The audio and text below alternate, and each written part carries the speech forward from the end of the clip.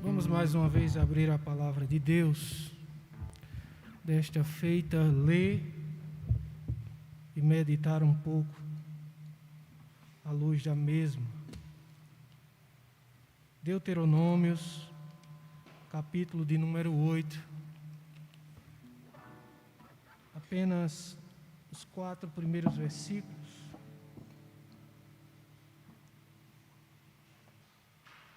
Para começarmos a nossa meditação, Deuteronômios, capítulo 8,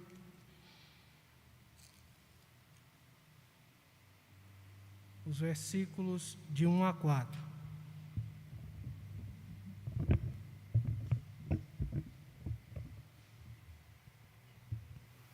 Amém, irmãos?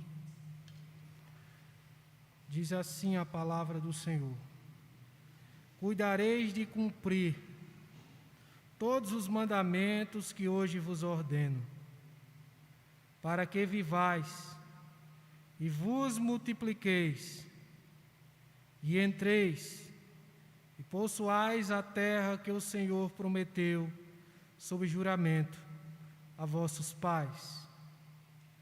Recordar-te-ás de todo o caminho pelo qual o Senhor teu Deus te guiou no deserto estes 40 anos, para te humilhar, para te provar, para saber o que estava no teu coração, se guardarias ou não os seus mandamentos. Ele te humilhou e te deixou ter fome, e te sustentou com o maná, que tu não conhecias, nem teus pais o conheciam, para te dar a entender que não só de pão viverá o homem, mas de tudo que procede da boca do Senhor viverá o homem.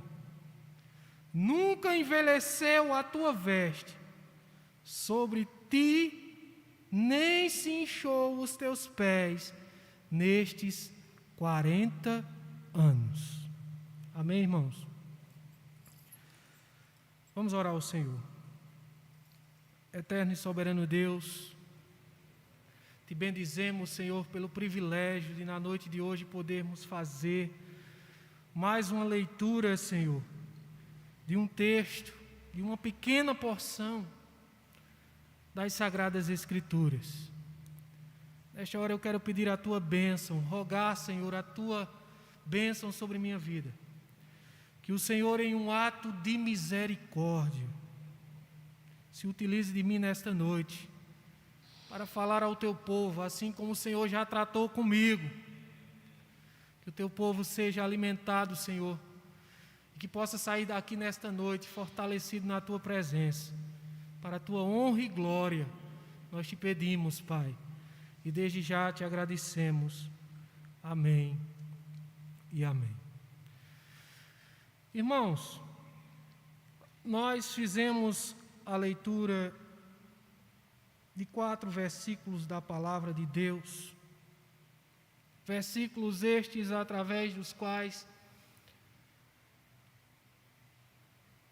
somos iluminados a respeito de como Deus conduziu graciosamente, bondosamente o seu povo no deserto. Esses versículos também nos falam daquilo que Deus quer que esteja em nossas mentes, que esteja em nossos corações, pois ainda que nós não nos apercebamos, existem 2 extremos muito perigosos, que sempre estão postos diante de nossas vidas, diante de nossos corações. O extremo da arrogância, que geralmente se manifesta nos tempos bons, nos tempos de paz, de alegria, de bonança ou prosperidade.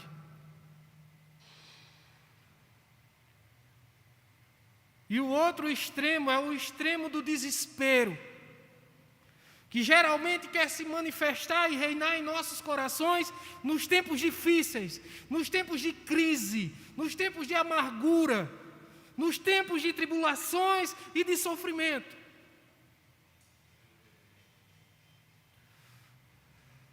É importante lembrar que o pastor José Maria, ao longo dos anos, tem nos ensinado inúmeras vezes, tem nos lembrado que todo extremo conduz ao abismo. E por isso nós devemos evitar os extremos. Neste tempo difícil que vivemos, irmãos, certamente muitos de nós, ou todos nós, fomos tentados a dar lugar ao extremo do desespero em nossas mentes e em nossos corações. Todos nós, em algum momento, ou muitos de nós, fomos tentados a dar lugar à desesperança em nossos corações. Diante desses gigantes que são colocados, dessas ameaças que são colocadas e que querem reinar em nossos corações, o que fazermos ou do que necessitamos? O autor Moisés, inspirado pelo Espírito Santo, vai começar nos ensinando, nos instruindo acerca do que fazermos e acerca do que necessitamos, para que os nossos corações não sejam dominados por esses extremos, por essas terríveis ameaças. Ele vai começar dizendo: cuidareis de cumprir todos os mandamentos que hoje vos ordeno, para que vivais e vos multipliqueis, e entreis e possuais a terra que o Senhor prometeu, sob juramento a vossos pais. Se existe uma coisa que nós devemos fazer e que nós necessitamos, irmãos, essa coisa é guardarmos a palavra de Deus em nossos corações. Porque é ela e unicamente ela que vai nos conduzir e vai nos oferecer luz acerca de verdades indispensáveis para as nossas caminhadas. E que verdades seriam estas? O texto nos fala de pelo menos umas 4. A primeira verdade, irmãos,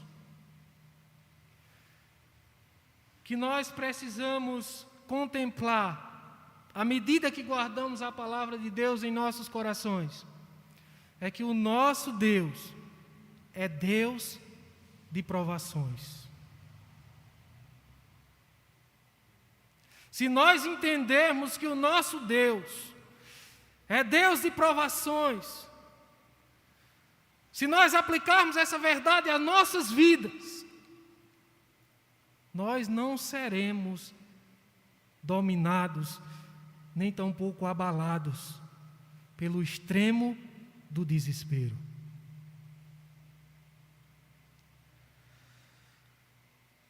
Devemos e necessitamos guardar a palavra de Deus em nossos corações, porque ela nos traz luz acerca de verdades essenciais, para que nós possamos caminhar na presença do Senhor. E a primeira verdade é que o nosso Deus é Deus de provação. Nós não devemos e não podemos nos iludir, irmãos, ou nos enganarmos achando que nós estamos isentos, achando que nós estamos imunes às provações. Não, irmãos.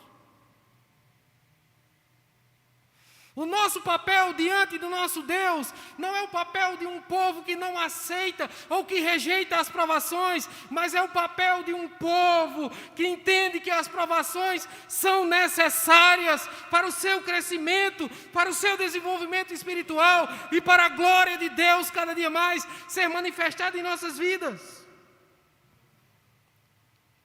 O nosso papel diante de Deus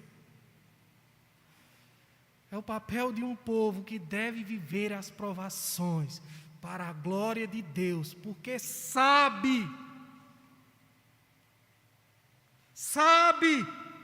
aquilo que nenhum outro povo sabe, irmãos. Sabe que Deus provou o seu povo no passado e prova o seu povo hoje. E confia que assim como Deus conduziu o seu povo graciosamente no passado, Ele também conduz o seu povo graciosamente hoje. Essa verdade precisa estar presente em nossos corações, irmãos. Sabe por quê? Porque nós não gostamos e não queremos. A nossa natureza humana não gosta, não quer, não aceita que nós sejamos provados. Porque como eu ouvi ao longo dessa semana, ser provado por Deus, irmãos, é ser conduzido por Ele em seus caminhos.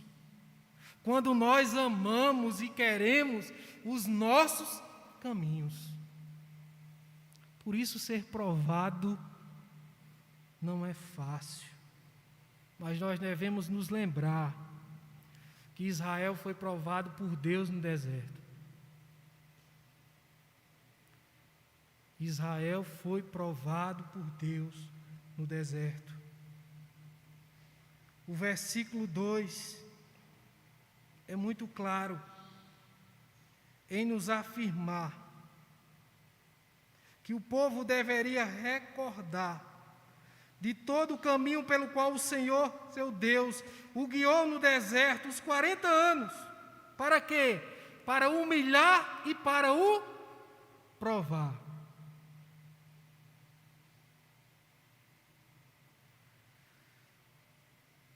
O povo estava sendo provado, mas estava sendo conduzido por Deus.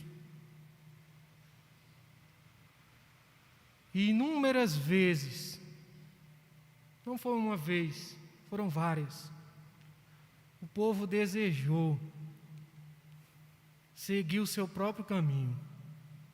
O povo desejou o quê? Retornar para o Egito. Mas nós também devemos nos lembrar que o caminho que prevaleceu e a vontade que prevaleceu não foi a do povo, foi a de Deus.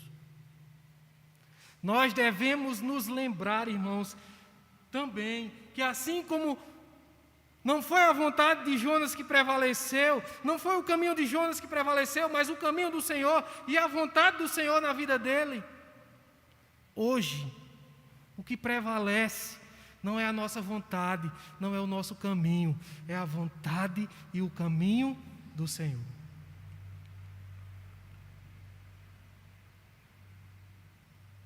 E o caminho do Senhor,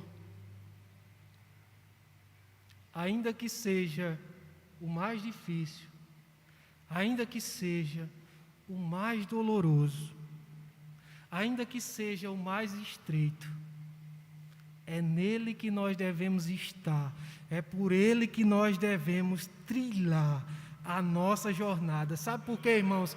Porque só o caminho do Senhor e mais nenhum outro caminho nos oferece, nos garante segurança e segurança eterna.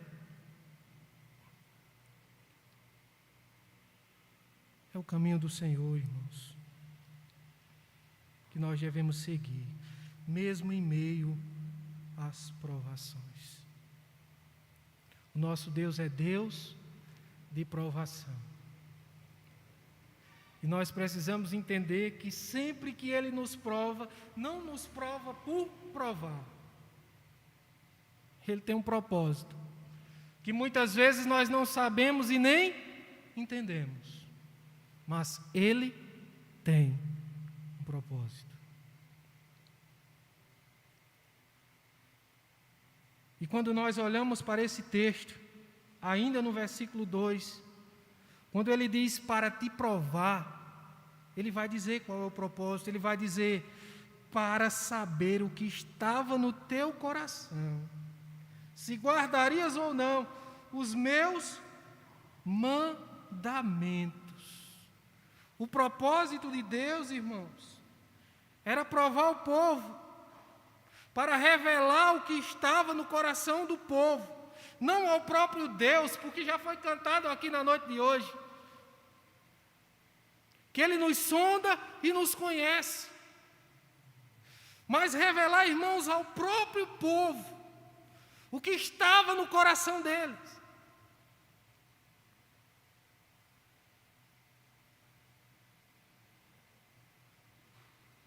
Muitas vezes, Deus nos prova para descobrir o que está em nossos corações, para que nós tenhamos consciência da quantidade de entulho que tem, muitas vezes nós nem imaginamos que tinha, e que necessita que seja retirado. Enganosamente, irmãos, nós pensamos que nos conhecemos, mas quem nos conhece é Deus. Louvado seja o seu santo, bendito e eterno nome. Nós não nos conhecemos, mas Deus nos conhece. E Deus tem se utilizado, irmãos, desse caos que tem sido instalado no mundo. Sabe para quê? Para trazer à tona coisas que estavam em nossos corações, que nós nem imaginávamos. É exatamente num contexto como esse, em que Deus nos prova, onde Ele revela, irmãos, para nós, não para Ele mesmo, mas para nós, até que ponto ia, ou até que ponto de fato vai o nosso compromisso e o nosso comprometimento para com Ele. Não é na bonança, mas é no deserto. Louvado seja Deus. O nosso Deus é Deus de provação. Segundo lugar, o nosso Deus é um Deus que humilha o seu povo, porque necessário é que assim seja. Deus nos humilha, porque necessário é que sejamos humilhados. Antes de falar para te provar, no verso 2 o Senhor vai dizer para te humilhar. E no versículo 3 ele vai ratificar, dizendo: Ele te humilhou e te deixou ter fome. Por que Deus humilhou o povo, irmãos? Porque Deus deixou o povo ter fome.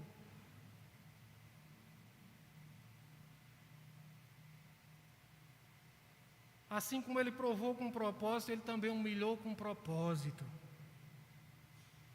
E humilha com propósito. E Ele humilhou aquele povo, irmãos, porque aquele povo, naqueles dias, assim como nós hoje, precisamos entender que a nossa maior necessidade não é de provisão material, mas é de provisão espiritual. Aleluia. Deus providenciou para o povo um tal de maná desconhecido, tão somente com o propósito de ensinar ao povo e nos ensinar na noite de hoje que quem nos sustenta verdadeiramente é Ele. Somente Ele. Ninguém tinha ouvido falar daquele maná até então. Mas Deus providenciou.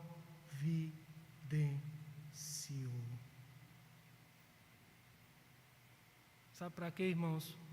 Para que o povo lá no deserto, para que nós, povo de Deus, na noite de hoje, não confiemos nas nossas forças, não confiemos nas nossas habilidades, não confiemos na nossa inteligência, na nossa própria capacidade, mas sim no Deus que é provedor de nossas vidas.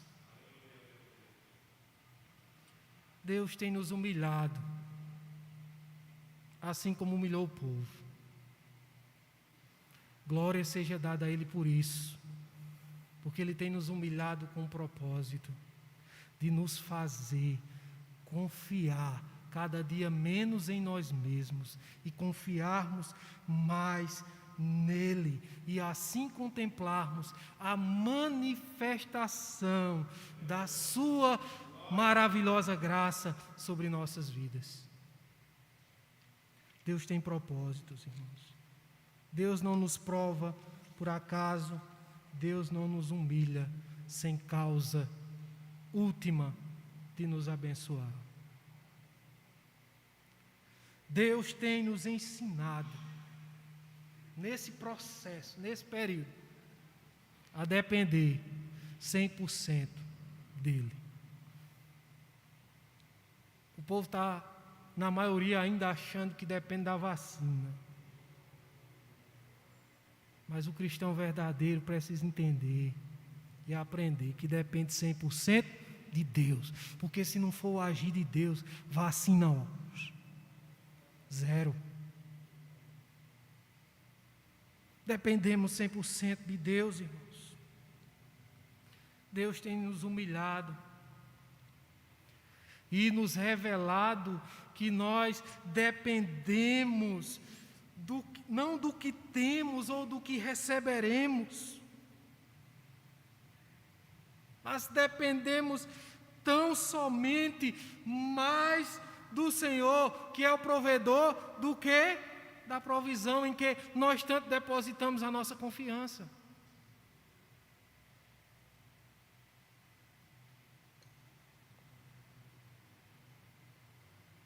O Senhor providenciou o maná para que o povo entendesse que não só de pão, literalmente falando, vive o homem, mas de toda palavra que procede da boca de Deus.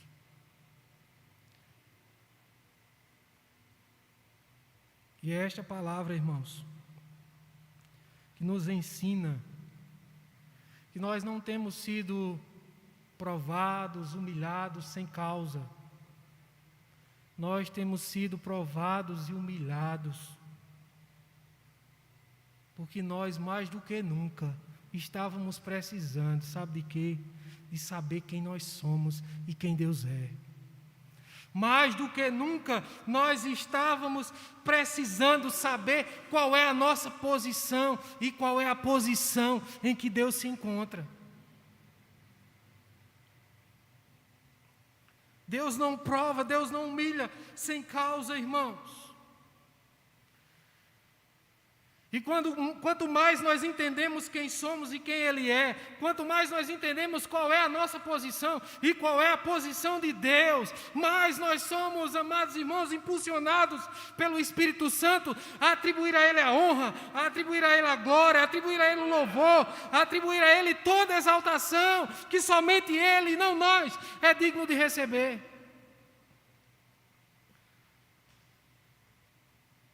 Nosso Deus é sábio, e nós precisamos entender que dentre tantas palavras, uma das palavras de ordem de Deus para as nossas vidas é humildade. humildade. Em meio a todo esse contexto no qual nós estamos inseridos, nós devemos, irmãos, seguir o conselho que Pedro nos dá em sua primeira carta, em seu capítulo 5 e em seu versículo 7, onde o mesmo nos diz: humilhai-vos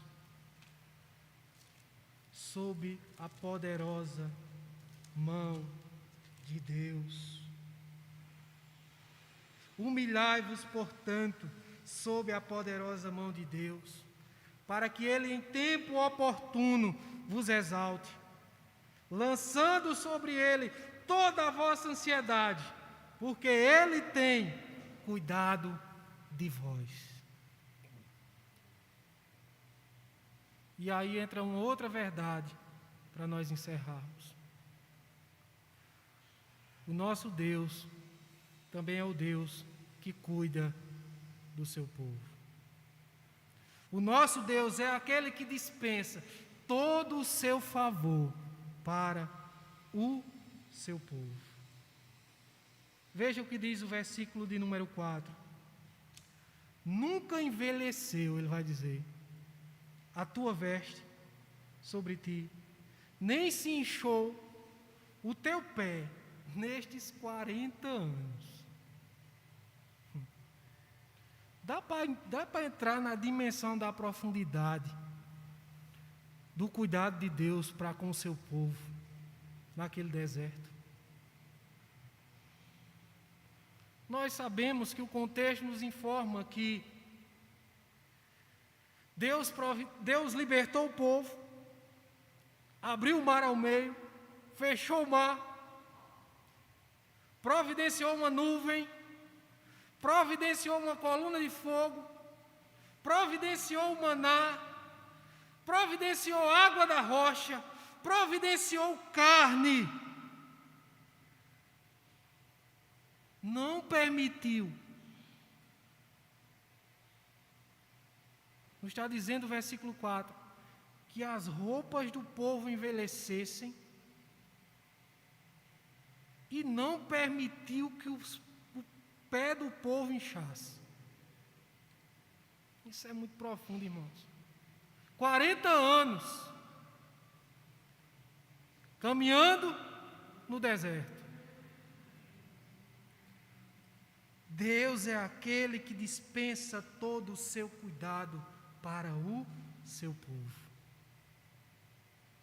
Mas acima de todos esses benefícios que Ele nos concede, o maior e mais precioso benefício que Deus concedeu ao seu povo no deserto e nos concede à sua igreja na noite de hoje, é a sua presença. A presença de Deus está acima de todos esses benefícios que mencionamos. O nosso Deus prova com propósito, humilha com propósito, cuida com propósito. O versículo 5 ainda vai nos dizer que Ele disciplina com propósito. E qual é o propósito de Deus para nossas vidas? Ele vai dizer no versículo 6: guarda os mandamentos do Senhor, teu Deus, para andares nos seus caminhos e o temeres.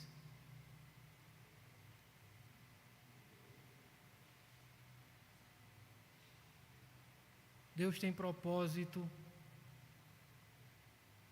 nas provações, Deus tem propósito nas humilhações, Deus tem propósito em seus cuidados, também em sua disciplina. O propósito dele é que a sua palavra, o propósito último dele é que a sua palavra seja guardada em nossos corações, é que nós guardemos os seus mandamentos, andemos em seus caminhos e o temamos. O próprio versículo 6 é a aplicação. Guardemos os mandamentos do Senhor. Aprendemos com tudo que nós temos vivenciado. E guardemos os mandamentos do Senhor. Andemos em seus caminhos.